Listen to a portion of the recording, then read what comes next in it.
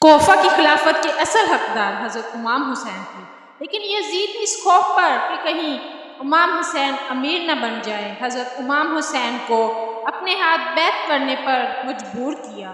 چونکہ یزید ایک شرابی اور ظالم شخص تھا، اس لیے امام حسین سے اسے صاف منع کر دیا۔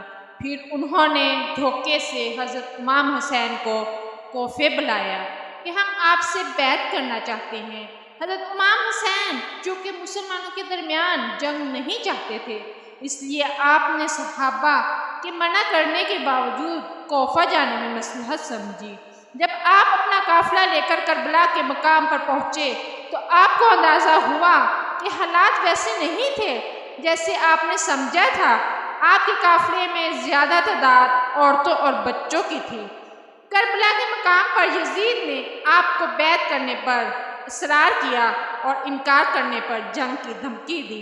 حضرت امام حسین کے انکار کرنے پر یزید کے لشکر نے امام حسین کے قافلے کو چاروں طرف سے گھیر لیا۔ جب کربلا کے مقام پر انہوں نے خیمے لگا لیے تو 7 محرم کو یزیدی فوج نے ان کا پانی بند کر دیا اور خیال کیا کہ اگر قافلے کا پانی اور کھانا پینا بند کر دیں گے تو یہ خود ہی شکست مان جائیں گے۔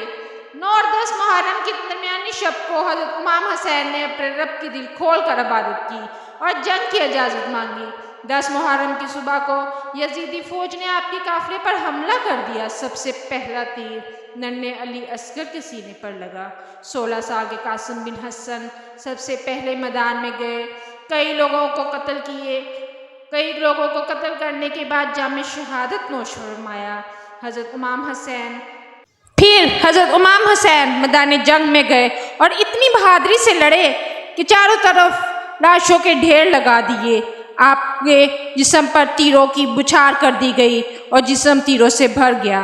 نماز کا ٹائم ہوا تو حضرت امام حسین نے سر سجدے میں رکھ دیا، لیکن یزید نے سجدے کی حالت میں بھی آپ پر رحم نہ کیا اور آپ کا سر تن سے جدا کر دیا اور سر نیزہ پر سجا دیا، جبکہ آپ کا جسم مبارک کربلا میں پڑا تھا۔